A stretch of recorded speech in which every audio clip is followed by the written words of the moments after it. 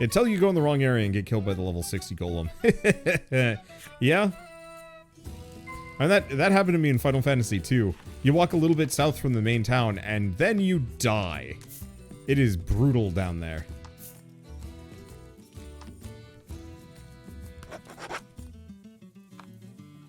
I hated grinding, so I kept getting stuck at certain parts. I like grinding when I could kind of turn things off. Down the road, muttering about what jerks those three from the Ivory Order are. Cut it out, chides Melanie. She warns you your anger will only come back to bite you in the rear.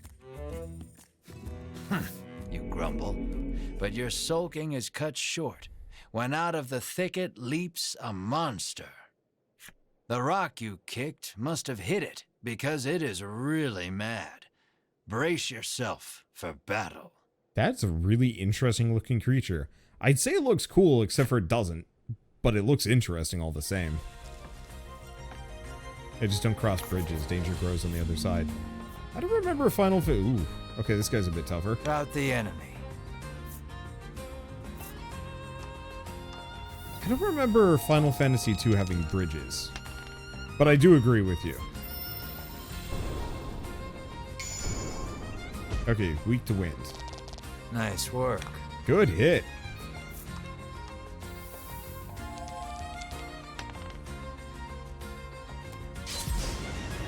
He might have... No, he's not weak to lightning, but boy, that shredded him. Whatever this thing is, it's a tanky sucker, but we're strong enough.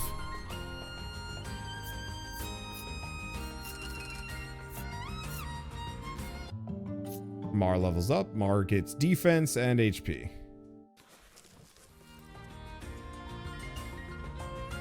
Oh, those extra rings probably are helping tremendously. Alright, now I could do some other stuff. Or I can just kind of wander around. You come across a gaping hole in the ground. A sign beside it depicts a piece of armor, followed by, "Do not drop this in the hole." It's only human to want to do exactly what you're told not to. Drop the iron armor pictured on the sign into the hole? However willing you might be, you don't have the armor depicted, so you walk away. No. Let's see. The speedrunners cheese the heck out of the draw system of Final Fantasy VIII, specifically earning a couple of S-rank cards from the game. Triple Triad. Then trash them for high-level magic and stat boosts. Interesting. I'm still quite a number of Final Fantasies out of Final Fantasy VIII. Two men sitting on a rock. They take no notice of you or the party, but you can hear their fervent discussion. I'm a little ways out of Final Fantasy VIII, so it's going to take a little while before they get there. But I wouldn't mind looking up a couple of, like, pseudo-exploity things that I can use to speed things along. Because the first 3 Final Fantasy games have been lightning fast, but I know they get a lot longer as you go along. You listen in and deduce that they are a pair of thieves. You lean in, trying to hear what else the thieves are talking about. You catch pieces of the conversation here and there. I hid the goods. Head south just before the bridge. No, whatever ye do, don't go into the bewildering wood. It sounds like they've just told you where to find their stolen loot. You hastily grab a scrap of paper, write down what you've heard, and quietly sneak away.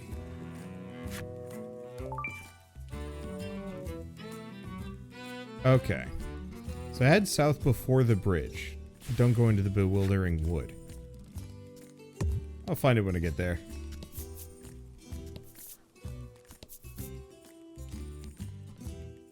Let's see. Is Final Fantasy VIII the one where the enemies level up in tandem with you, so level-based stat boosts are broken?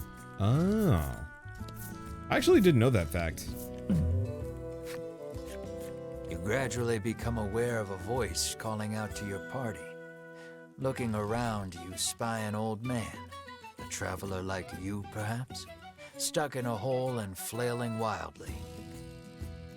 You yank the old man free. While you're here, Would you mind taking me to Nexton? He asks. It seems an old friend of his lives in Nexton, and he'd like very much to see this chum. He says he'll make it worth your while. Will you show him the way to Nexton? Sure. You ask the old man about himself. It turns out he belongs to a wealthy family. Visions of lavish rewards begin to dance in your head. You offer him safe passage to Nexton. I like this event system. It makes wandering the world feel more rewarding. Let's just take him to Nexton. Seeing as I can fast travel to any point in the map, I might as well fast travel back whenever I want. The man looks considerably relieved as the party sets foot inside Nexton. He reaches into his pack and hands you a pouch full of gold. This is to be your reward, he says. The next instant, he takes off for the center of town, shouting, "I shall be there soon, my love." Wow. That really was actually a big reward. I don't want to go to Nexton. There's nothing for me there.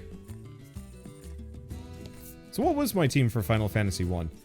So I actually, if you haven't seen it on YouTube, I actually have my first episode there.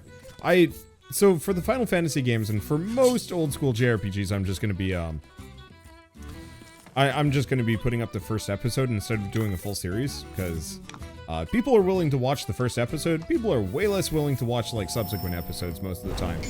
And Final Fantasy games don't quite have the, like, recent relevance that, say, Voice of Cards has. Oh? I probably, like, some part of me wanted to record the whole dang thing. But so far, like, Final Fantasy 1 took me 11 hours, I think. And then Final Fantasy 2 took 20. And I think 3 is going to take 12, give or take. I'm 6 hours in and I'm like 2/3 of the way done. But I think the rest of the game gets a lot longer as I go along. And like, that's like months of content. And I don't know if you guys can tell, but like my voice is a little rough. And has been all winter. I don't know if necessarily like, this is a strain thing or a what. I mean, it's probably from laughing at Mario Party and some other things, but, I've been feeling strained a lot more so than Don't hold back. think I normally feel, this year. I mean, go figure. But it's been making it so much harder to actually, like, stick with doing tremendous amounts of recording, so I've cut back tremendously. And so, yeah, I've been trying to play games on my own just because. And so, I figured the Final Fantasy series would be a good way of doing it, kind of as a, like, hey, I'm just gonna kind of play through these as, like, a fun thing for me.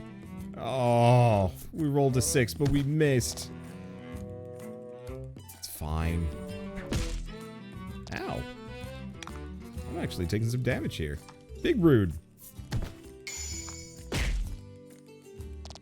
don't think it's enough to kill. That's fine. Now, do the goblins take fire damage? I forget.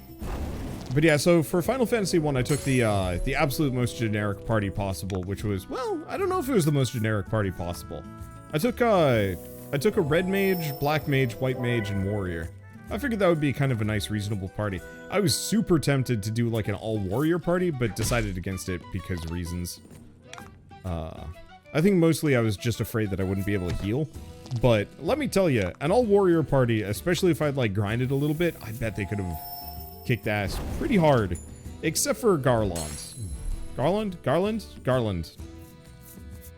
That dude hit like a truck at the end of the game in the Pixel Remaster. Like, I was trying to figure it out, and I think they increased his stats specifically for the Pixel Remaster to make him harder. You pick up a scrap of paper dropped by some manner of monster. It has a message scrawled on it in crude lettering.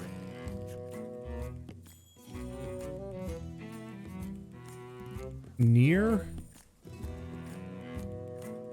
fountain, past cave and mountain.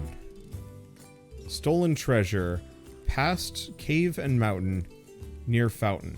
Clearly, whoever dropped this message did not want to forget where the stolen treasure is hidden. You stash the scrap of paper in your pack and resolve to keep an eye out for the treasure on your travels. You tried all black mages once. That's terrifying. Huh. Looks like there's a fair bit to this area.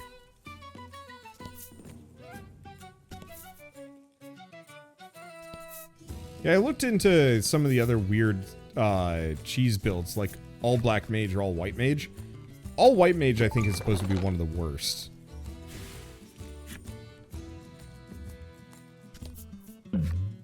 But unless I have like an external reason to actually put the time in, I probably will never go back to Final Fantasy 1. It's a charming game, but it's just not deep enough to really bring me back. Something comes... Oh, it's the person again. It was a person. Hey, you alright? You realize it's a monster. You scramble up and flee, but it's too late. The monster's got its sights set on you. The monster so I actually have to pay calls attention. forth its fellows. Out from beneath the rocks they crawl, salivating over their prey. There's no avoiding a fight now. I was not expecting this, but I'm fine with it. Especially because they're weak as hell. Bye. Dissidia builds on it a nice amount from what I can tell. I need to play Dissidia at some point. I was really hoping that they would have like an HD port of it someday. But I think I'll have to probably mess around with some things on PSP emulators or whatnot. I generally try to stay away from emulation as a rule. But I feel like for review purposes, that would be slightly less heinous. Or like reviewer recommendation. Because from my perspective... I thought it was a person. You try to explain, rushing to catch up with your friends. Oh, Pork Childs. Isn't there a PS4 version? There is, but I don't think it's the same one. It's like Dissidia NT, which I think has a completely different story or no story at all.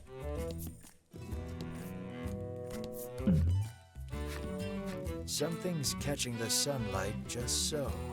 You move closer to get a better look at it. You find a chest lodged in the hollow of a tree. Something about this feels familiar. You fish a note out of your pack. Sure enough, this is the location those thieves mentioned when you were eavesdropping. Quite convinced you've found their stash, you open the chest with a self-satisfied smirk on your face. Steel breastplate. Let's see. Equipment. Looks like this guy wears breastplates. There we go. Perfect. I might check it out at some point. I don't know. Is this even gonna let me go? Let's not go to the Bewildering Wood. So what do we think? Do we go to the cave now that I've explored heartily? Do we go to the cave? Do we just go to Thriston, follow the story as normal? Or do we just wander the heck off and just see what happens?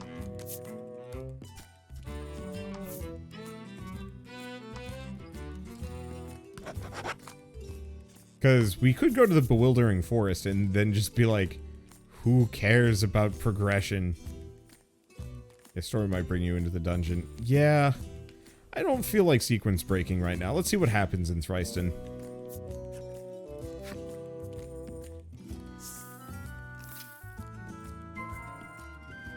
Visit the good doctor in Thriston. Luckily for you, there are all sorts of establishments in town. Would you care to have them explained? Nope. Okay. Don't be a stranger. Yep. Didn't mean to do that. Can I go to these people? Hell yeah. That's another stab grandma. It seems the sound of a flute could once often be heard coming from the doctor's house.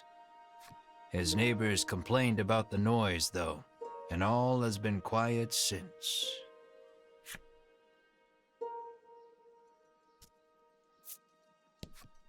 Apparently, monsters have been mugging people along this stretch of road lately. The Ivory Order is searching for where they're stashing the stolen goods. I mean, I found some bandits. The man says you'll need a torch to explore caves. And, he adds, it just so happens you can buy them at the item shop. You get the feeling he probably works for said shop.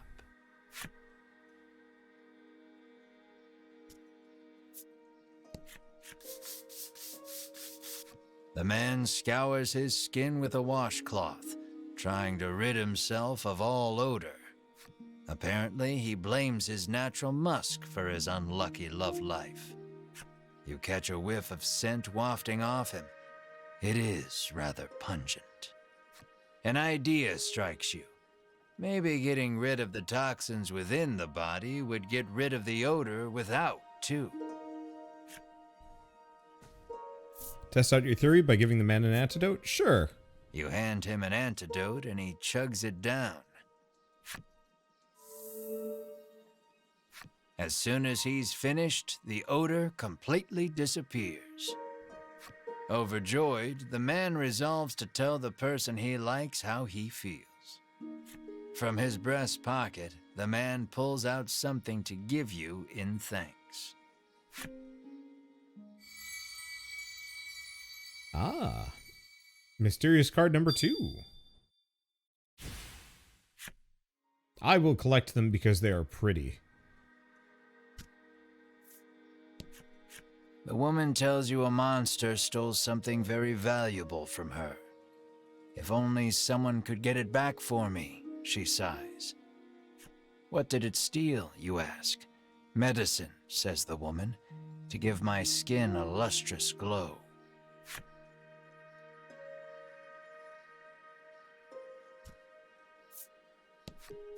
The woman, who fashions herself a missionary of love, haughtily cries she's too beautiful and popular for her own good. Well, that's weird. Okay, what can I buy? So we got a mercenary sword. Yeah, that's big. Okay, so iron claws, not so much so. Yeah, these are big upgrades. What else do we have? Oh, protects against poison. Shoot. Oh, and increases damage. Oh, but it costs 2,000. Oh, shit. Ugh. I'd like to save up for that, but... yeah.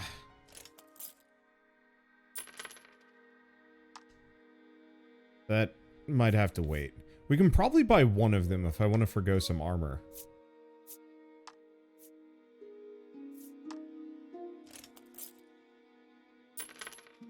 Might want to. Because we're not taking a whole lot of damage here. Oh, because he's wearing the iron armor. We already have the steel breastplate. That would give her 3 more armor. However...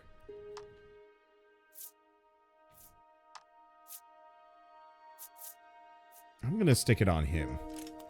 Because, yeah, buffing his damage further. Well, rip money, but... that should help tremendously. What about the torch? Well, worst comes to worst if I don't have enough money.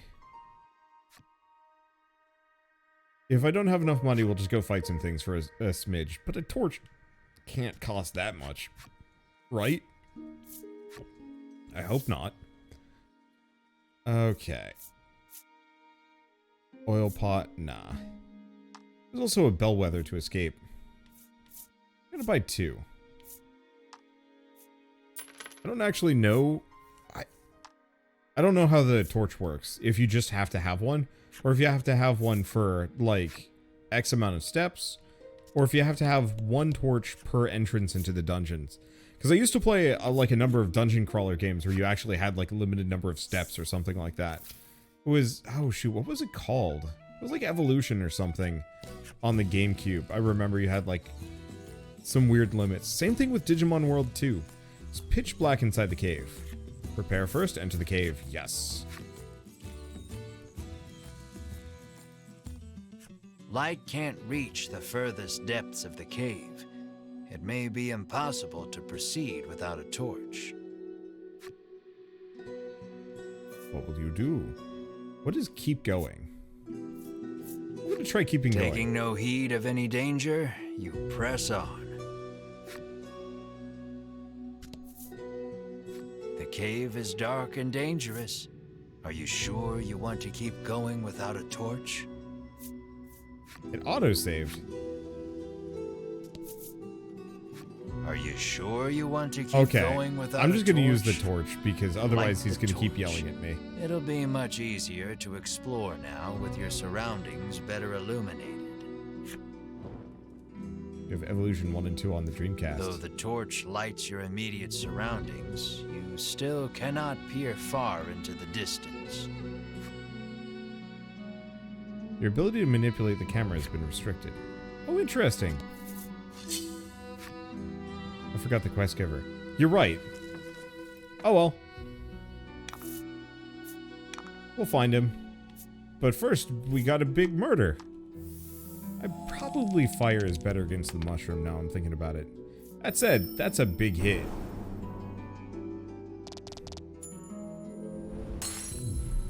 Good work.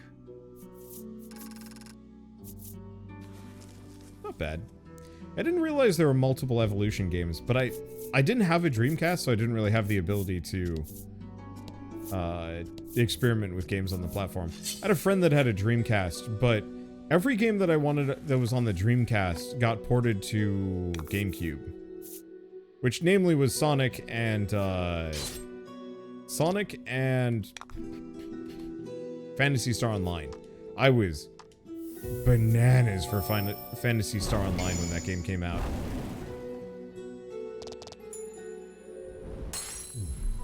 That was lucky.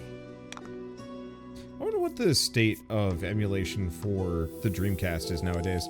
I'm assuming it's good. I just haven't heard of anybody working on Dreamcast emulators in the same way that, you know, most other major platforms are represented. Not that it matters too much. I don't know. I'm still hoping we get a lot of older games starting to pop up on modern platforms, just as digital becomes more widely acceptable. So, you know, the old Phantasy Star games, especially the one that involved cards. The ground tinkles beneath your feet. You look down to find it is littered with empty medicine bottles. Has someone been on a bit of a binge? A message is carved into the ground. Never forget. A bitter final missive from an adventurer done in by monsters, perhaps.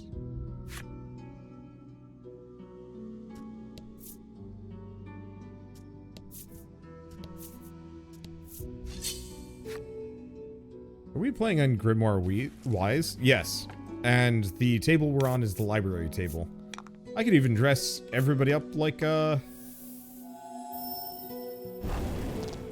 near replicant. I could dress them up as well if I wanted to. Let's see. Quick question, Wander. Would you recommend the Final Fantasy Pixel Remake bundle on Steam? Yes. That's what I've been playing, and it is... all of them are really good. I'm gonna have a video on it eventually. And like to some degree, while I would recommend it, I don't know. It's like at $75, which is a little expensive, you do get 6 games out of that though. So it's like absolutely 100% worth it. And fight. I can only give my impressions on the first 2.5 games so far, as I have not played the rest of them. Oh, right, I was supposed to use wind on that guy. Whatever, it's fine. But overall, my impressions have been nothing but positive about them. Rough edges here and there. But if you want to take some old games and modernize them incredibly well, that is like the best example of how to do it right. I did kill it. Perfect. Excellent. But I would recommend it. I have like half-written scripts for Final Fantasy 1 and 2, and then like when I'm done with all of them, I'm just gonna have like a big review of the whole thing, just being like, it's good. And then which ones are good and why.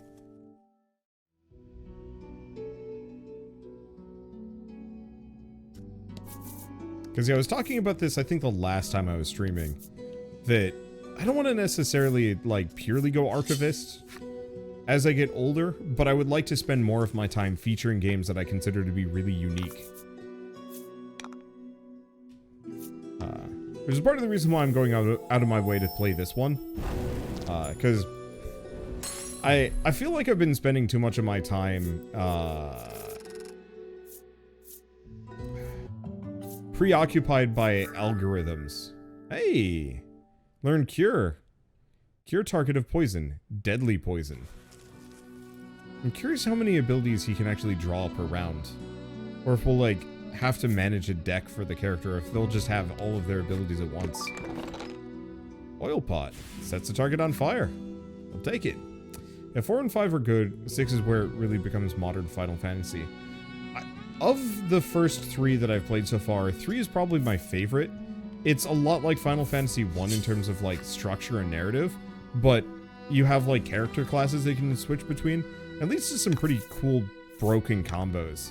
It's something I'm hoping to see represented in this game, to some degree, is, like, character customization of some variety one way or another.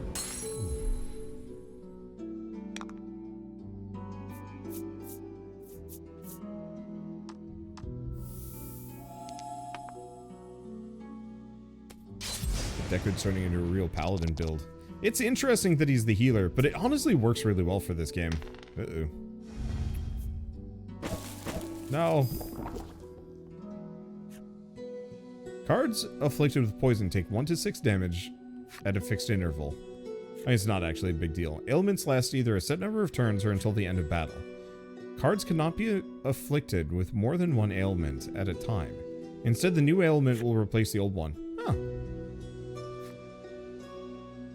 Check cards' ailments with the Y button.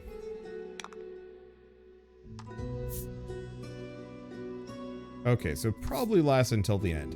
We're just gonna hit it, and then it'll be done. It's sort of the Pokemon ailment system, but it looks like they go away between battle. So, if I can kill them, then it just goes away and I don't have to think about it. More levels up. Learned Roundhouse. Deal damage to all enemies. Ayy! Solid AoE. Read Fungo's story. We'll look at stories when we get there. The door is shut tight. It seems some strange force keeps it barred. Upon closer examination of the door, you spot a cavity that looks like some sort of sphere should go there.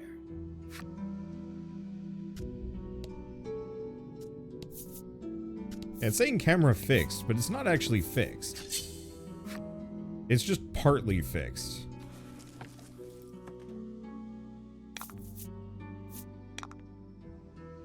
Iron fungus.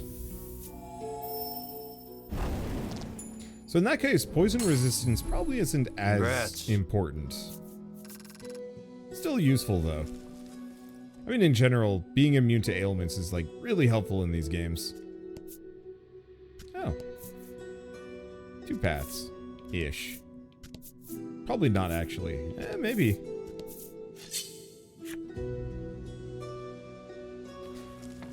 One thing I'm kind of appreciating about this is the fact that there's no special music for battles. That it's all just kind of this seamless background music. It is making me want to specifically bop out to the main menu and see what kind of bonus songs we get.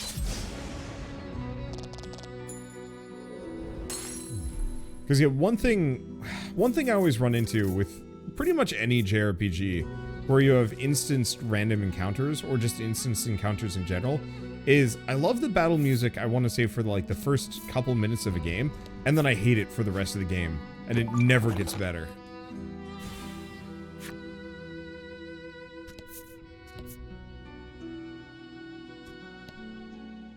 Aha. It says fixed camera, but it's not actually true.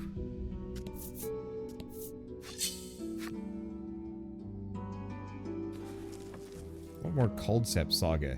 Is that a game?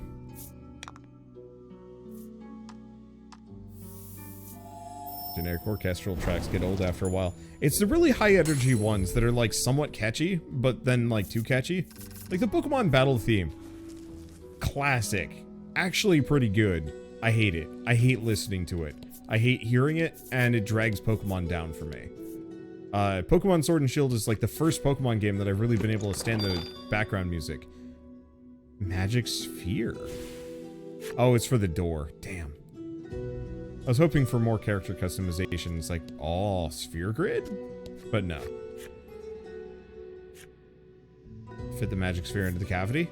That sounds kind of weird, actually, but that's fine. Put the magic sphere into the cavity, and the door opens. What about the Monster Sanctuary OST? I liked it. I don't remember how it handled battle music, to be honest. I think... No, I do remember how it handled the battle music. I loved the soundtrack for Monster Sanctuary, but yeah, once again, I got really sick of the battle theme. That... I feel like every zone should have its unique, like its own unique battle theme. That kind of like you take the regular tempo of the music, and then you add some extra background bits, you know, maybe guitar or more drums, and, you know, up the tempo and stuff. And then as soon as you're out of battle, then it goes back down. That's kind of my preferred way of doing it. I'm trying to think of which game does that. Actually, I want to say that's how Final Fantasy XIV Heavensward does that? I think that's it. I kind of forget.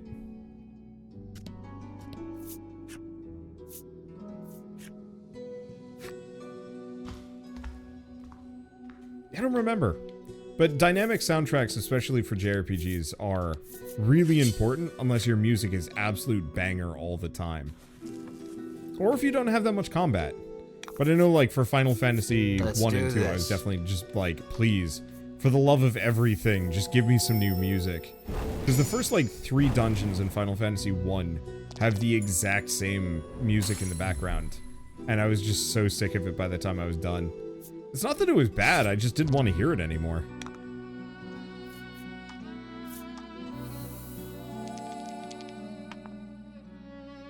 I should have actually hit the skeleton now I'm thinking about it. It's fine.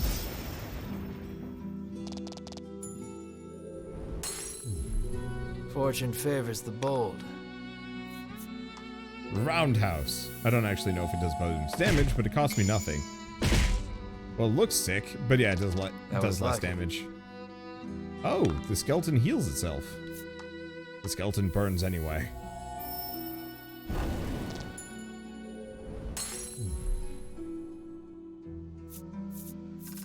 Alright, more money, more EXP.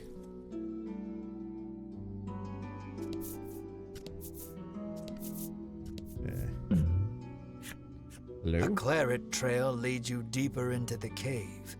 Was the walking wounded a monster or a human? Claret trail? Is a claret trail like a trail of blood?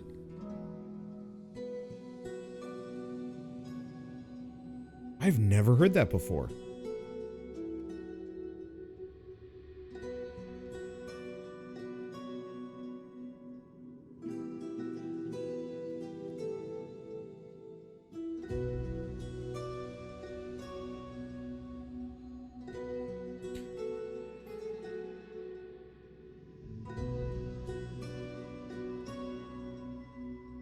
A red wine from Bordeaux, or so it's a blood red trail. That's cool. A knot forms in your gut. You raise the torch to get a better look at your surroundings. The walls have been gouged and scarred as far as you can see. Another message comes into view, written in tiny letters among the scars. I will find you. What horrors transpired here? We have encountered a slasher fiction.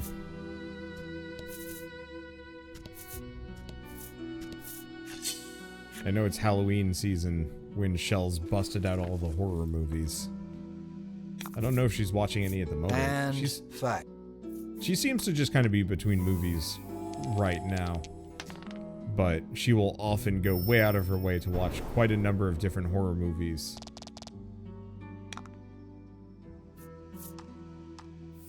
She says they're mysteries. I guess it makes sense.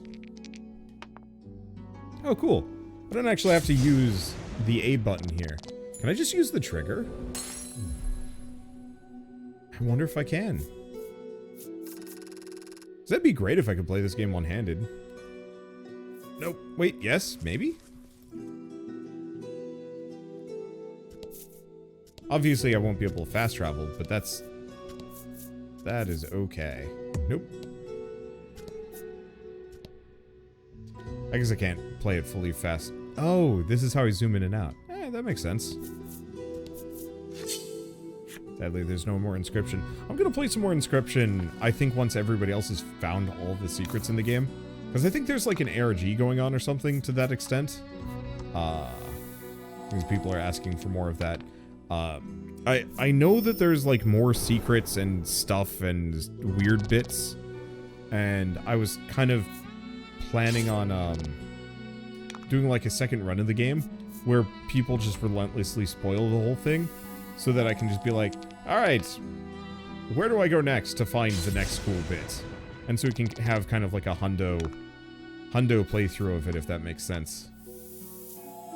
The center of the empty room. Did I not go through the center? I think I just like blanked on it because there's a monster encounter. Alright, let's see how much... Oh! Ow! Freaking heck. I haven't actually gotten hit by one of those guys yet. Note to self, prioritize killing them. Like, yeah. Well, let's see if we get lucky. Does Deckard level up? No. Damn. Okay. Own cards. Items. Just probably use a regular salve. Yeah, at least he lived. That could have been way worse.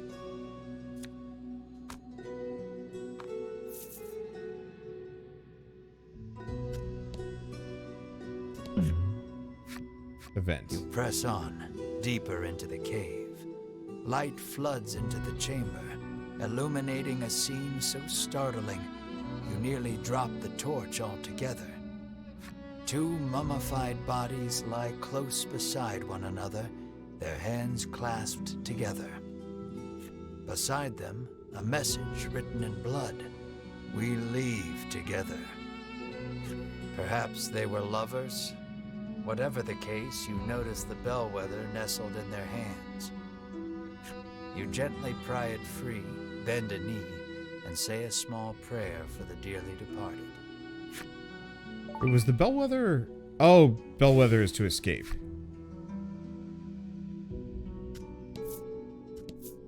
I should probably just wander back and forth until I fight some things so I can heal.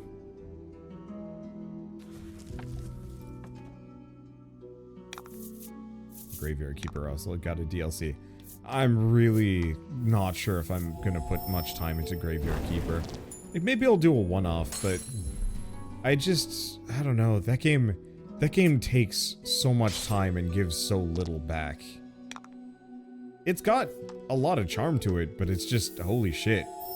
I like games that are either, like, eternal so I can pick them up and finish them. Oh, we got a crit. That's what happened.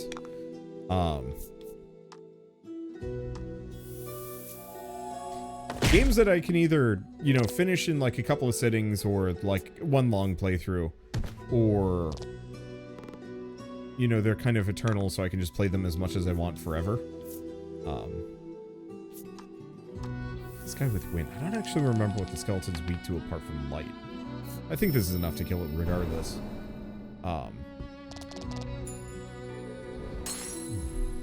But with Graveyard Keeper, it's one of those games that just absolutely just devours time. And I'm just really exhausted by games like that.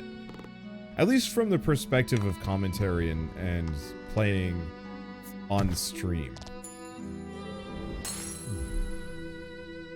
I don't know. I think this last year has broken me. You'll hear me probably grumping about this until I probably do like a video essay on it. Hey, we get an item. Pick one. This one. Salve. Quality salve would have been nice. I wonder if it's always the same locations. Nah, it can't be. It can't be.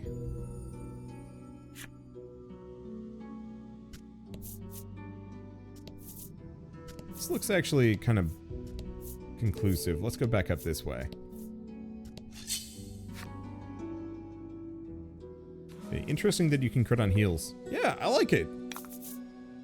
Don't hold It's simple, back. but it works. Okay, so we gotta kill this guy. Bone Soldier is nothing compared to this sucker. Of course, that's not really the damage I was looking for, but a nice critical hit solves some problems. Because yeah, Boner Man only does 1 damage to me. Like, that's nothing. That is absolute cake town.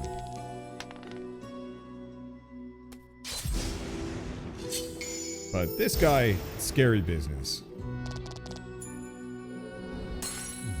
You know, I just noticed with the Grimoire Vise, we have a bunch of like Emil pumpkin candles all over the place. I hadn't even thought about that. I love it. Skeletons weak to fire? No, but it did a shit ton of damage to him, so I guess it's fine. Alright, more EXP. She levels up. Attack, HP, and gets freeze. Attack plus 4 water damage. Inflict freeze if the roll is 5 or greater. Works.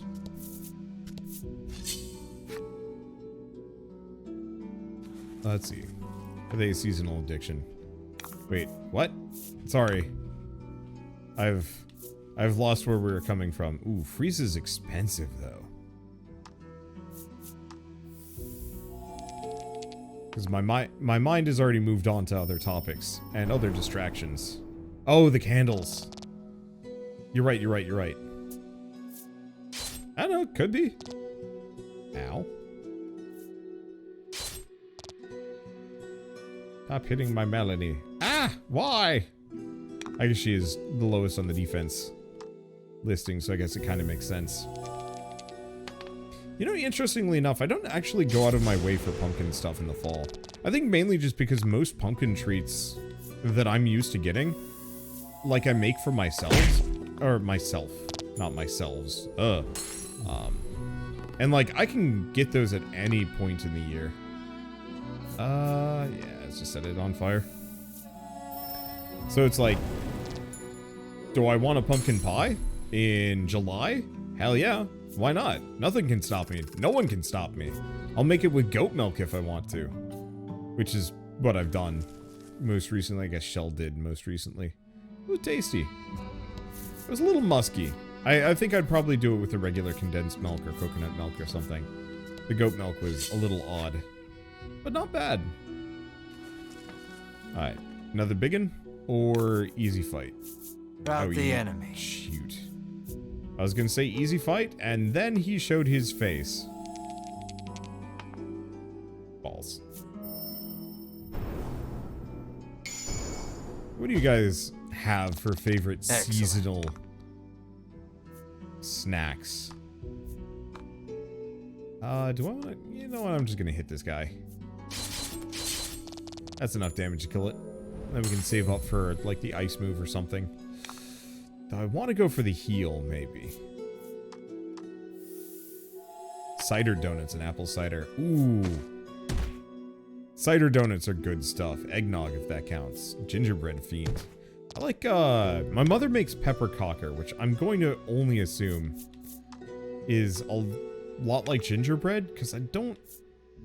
no, I've had ginger snaps. I don't know if I've ever had directly gingerbread before. Mulled apple cider. That'd be good. But yeah, cider donuts. That's, we have a farm near us down south that specifically, has apple cider donuts with, like, cinnamon sugar on the outside, and they're just so good. But it's like an hour out, and so it's kind of not really worth driving down there most of the time. Numbstay ring. Protects against paralysis. That, okay. Let's switch some equipment around. So I'm going to give him the Numbstay ring. Namely because he can heal himself, which means he's the only character... Oops. He's the only character that I need to keep alive. And you know what? She does tons of damage. And doesn't have a whole lot of health, so I'll give him the Poison Stay ring for the time being. German chocolate-coated gingerbread cookies are great. Oh, shit, that sounds good. I don't know. After this winter, we're going to be finally moving houses again. I'm really hoping to get a bigger kitchen. Oh, that moves him up in the initiative order. That makes sense. It means he can get his heals off more often, which is actually very much something I'm looking for. But I'm really hoping that whatever house we move to is going to have like a galley kitchen, or not a galley kitchen. You did great. A kitchen with like a big central island that I can actually do cooking show stuff. Because I don't know, I want to do a cooking show and I want to learn how to cook more. And I think it would be really kind of fun to say like, hey, I want to learn how to make just really good mulled apple cider. And that just like is what I do for an afternoon or an evening or something.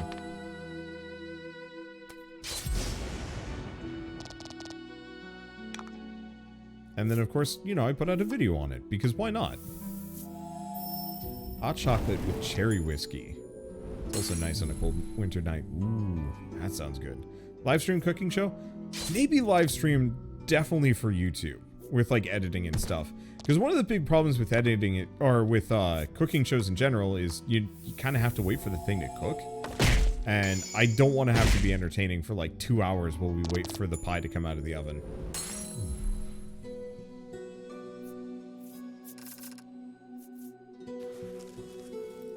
Love cooking. One of my favorite things to cook is fudge, because it's easy to make and everyone ends up loving it. I can see that. I have like a weird thing about fudge. I used to do cotillion, which was like fancy dancing and manners for like tweens back when I lived in California. And it was fine, except for if you're good at dancing, they would give you a block of fudge as kind of like an incentive situation, which conceptually really cool. Problematically, I apparently was decent at dancing, so I'd like come home with a block of fudge every week. And like none of my family members are like big sweet tooth people. So it was just kind of like, what do we do with this? I don't know what we did actually. It's either wait for it to cook or end up with 2 to 3 times too much food because movie magic we cooked this ahead of time. Yeah, that would work if I was doing like a cooking show where I'd have like friends over. And so I'd already have it pre-made for myself and then I'd eat more of it later. But even then that would be, that wouldn't be great. So I don't think I'd ever stream a lot of stuff. I don't want to necessarily say, well, I mean, this is the thing. I don't know how many of you guys have been paying attention to the whole like Twitch being just heinously greedy lately. You know, there's the new Twitch paid boosts that they were advertising, or advertising they're testing out right now, and that's just super scum. But they've also been they've also been sending out emails to creators this month, because they added a new like ad management tool. But they're like, get 2.5 times normal your usual ad rates if you run more ads, you know. So if you run 2.5 times more ads, we'll give you even more money than normal. And I'm just like super skeezed out by that. Because like I don't hate streaming on this platform necessarily, but I hate Twitch itself. And it's like very clearly just getting worse and worse with everything they do. You make to open the chest, but an ominous voice echoes around you. I will not relinquish my hoard. The next instant, something leaps at you out from the darkness. Ooh. Boss music. That's always a good feeling. Almost looks like an Ivory Order person that had died. Well, do I want to lead with the freeze? I'm going to try leading with the freeze, see if the status effect works for me. Yeah, get him with the freeze. Let's see if they can actually get frozen. Yes, That was they lucky. can. Cards afflicted with freeze cannot move until they're attacked and take double damage. Ooh. Do we want to do... We check. Yeah, we're probably going to do more damage with the lightning strike on this guy. He's roll good, damn it. Oh, that's fine.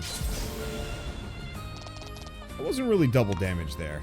At least it didn't feel like it, but still. And my wife is having similar issues with Etsy. Yeah, the forced free shipping thing where they're like, hey, if you do free shipping, we'll like reduce your cut, but it's like super shitty and scummy. Yeah. Paralysis if the roll is 4 or higher. Perfect. It doesn't matter. I resist it. You fool. Yeah, we're just gonna do a lightning strike on this one. Not rolling the highest here, but we're good. But so, kind of as part of my thing on Twitch before we finish this boss fight and get more dialogue, is that it's like, I don't necessarily hate streaming on the platform because I like streaming and I like streaming for you guys, but I dislike the platform, so I'm trying to roll back on streaming a little bit until either things improve, I find a better alternative solution, or just my own mental health improves. And so I'm using this time to kind of recoup. It's been nice. But it means like streaming a cooking show is like a terrifying prospect to me. Because I actually have like mild anxiety attacks about once a week where I'm thinking about like, what am I going to stream? Do I even want to do this? So I've been trying to like sort my head out on that one. YouTube is nice and easy. It's always there. You turn toward the treasure chest. And see those Ivory Order jerks rooting through it. Wow. Actually, what the hell? Sweet of you to take care of the monsters for us, trills Winifred, favoring you with a smile. You rush over, but you're too late to stop them. Tucking the spoils from the chest safely into a bag, the Ivory Order trio stroll away whence they came. Knowing you couldn't stop them if you tried, you can do nothing but stand slack-jawed and watch them go. I actually am slack-jawed. Wow.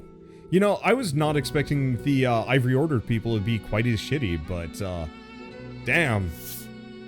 The chest is empty, save for a ragged doll. Which is probably the most important thing. Nice of them to leave us the trash, you grumble in irritation. For some reason, Melanie picks up the ragged doll. A filthy doll whose head seems likely to fall off at any moment now. Well, I'm just gonna walk out of here. I could warp out, but honestly, like all RPGs, we need the EXP. And the better we get, Don't hold back. Let's see if I can kill this thing with a lightning strike, see what that does. Let's see. I love your YouTube content. Hope that works out well for you. Yeah, I do not foresee a world where I would ever stop doing YouTube with how it currently is. No, I could absolutely see ways that I would stop doing YouTube, but it would be very few, it would take a lot more effort. Like, I'm sure YouTube is actually just equally insidious and evil, but it's way less obvious from my perspective.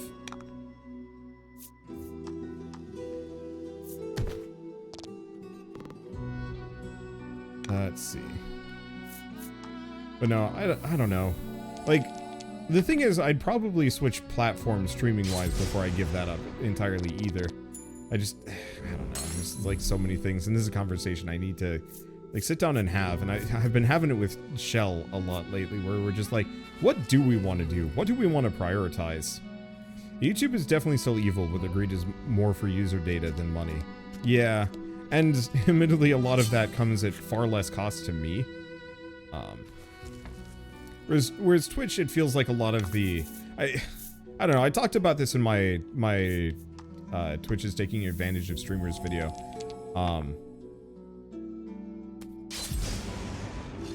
But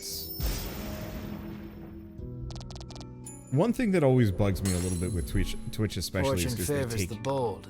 half of everything. I've not gotten over that as like a like doing the math and sitting down and looking at it for a bit and being like, oh yeah, like somebody gives me like 50 gifted subs. Not really. It's like, no. Don't follow politics or the news. Please explain Twitch's badness. I mean, it's just yeah. I've got a video on it that I guess will get posted shortly, but ultimately what it boils down to is that Twitch as a platform hasn't really drastically improved. It hasn't drastically improved, like, really at all for quite some time. I'm trying to think of the last feature that I was really excited about. And I think it might have been squad streams, and even then they've only rolled that out for partners. Which sucks, because, like, only half the people I record with are partners. And so it's just like, well, I guess I can kind of squad stream with, like, half the people playing. I'm trying to think of other things. I mean, they do occasional stuff. So, like, half of their new features are wildly controversial and not great. Like, the channel boost point thing that was pointless and kind of just a waste of everybody's time and just spammed my chat to the point where I think I disabled it. I don't know if anybody uses it, but that was useless and not great. And then now they're doing paid boosts where you guys, instead of, you know, giving bits or subs or anything like that, you can pay Twitch to promote my stream temporarily, which just feels really weird and wrong. I think the channel boost thing was a soft test for the paid boost. Absolutely.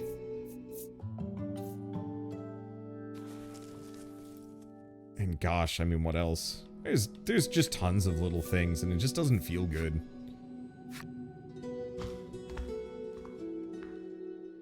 Yeah, that. Making Twitch pay to win. Except for it doesn't. Like, I can't imagine it actually working out. Because YouTube...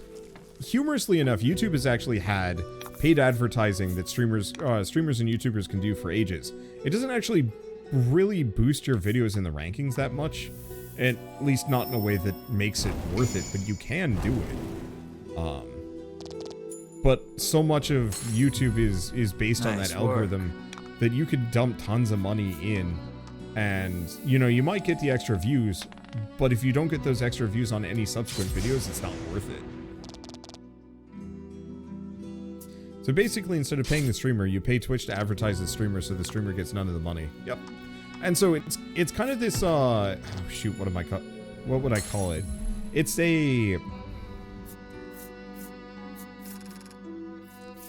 like a gambler something or other. Maybe not. I forget. Let's try this one. Is it oh, curative. That's actually really useful. But yeah, you're gambling for the hope that you might get enough potential viewership from the boost that it'll recoup the costs of not getting the subs or the bits or whatever. Sounds like a scam to me. It feels like a scam to me.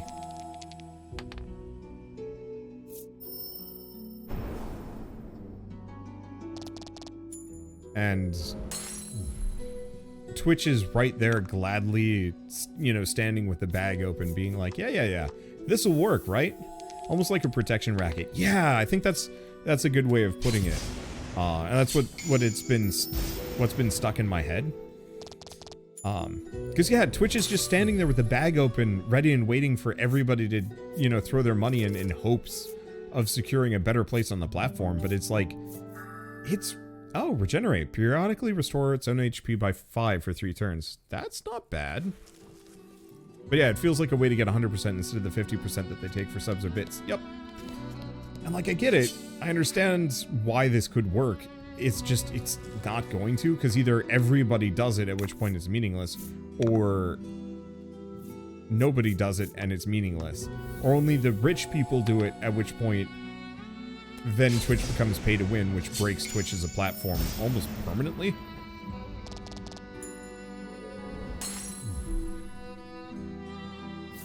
And, like, none of those options are good.